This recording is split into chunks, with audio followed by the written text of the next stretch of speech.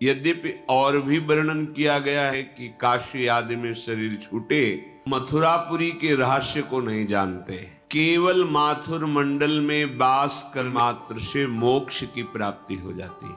वर्णन है तासाम तु मध्ये मथुरैव धन्या, परंतु सुरेंद्र, नागेंद्र, मुनीन्द्र, बड़े बड़े ईश्वर कोटि के महापुरुष जिस मथुरापुरी की प्रशंसा करते हैं, धन्या परम धन्य है।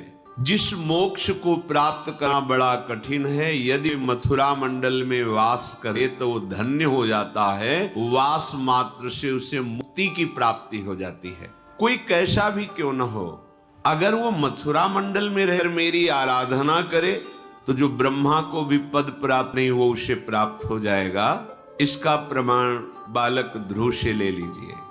पितामह जी को भी वो पद प्राप्त नहीं जो मथुरापुरी में आके कुछ समय ही साधना की, परम पद की प्राप्ति हुई। कितना भी कोई पापी हो, ऐसा भी हो, लूला, लंगड़ा, अंधा, महत पाप करने वाला, इसका भाव ये कि कोई साधना नहीं कर सकता, पर वो मथुरापुरी में आके अपने शरीर को पूरा किया तो उसे मोक्ष प्राप्त हो जाएगा। लेकिन ब्रज 84 कोश भूमि में साक्षात श्री कृष्ण की गोद में वास कर रहा है।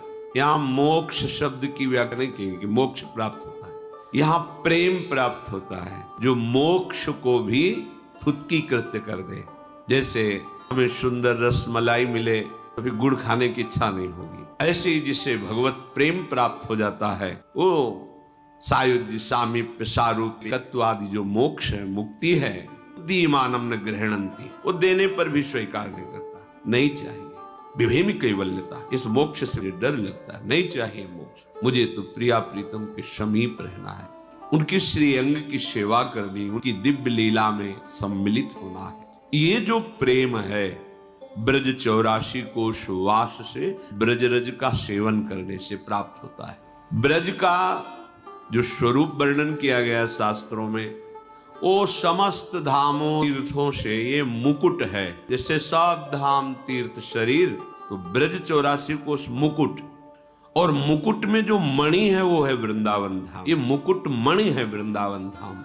और यहाँ रहकर साधन करना, भजन करना, भगवत चर्चा सुनना, भगवत चर्चा करना, यहाँ आकर के भगवत दर्शन श्री विग्रह के करना, संत समागम करना, ये तो केवल है तू की कृपा।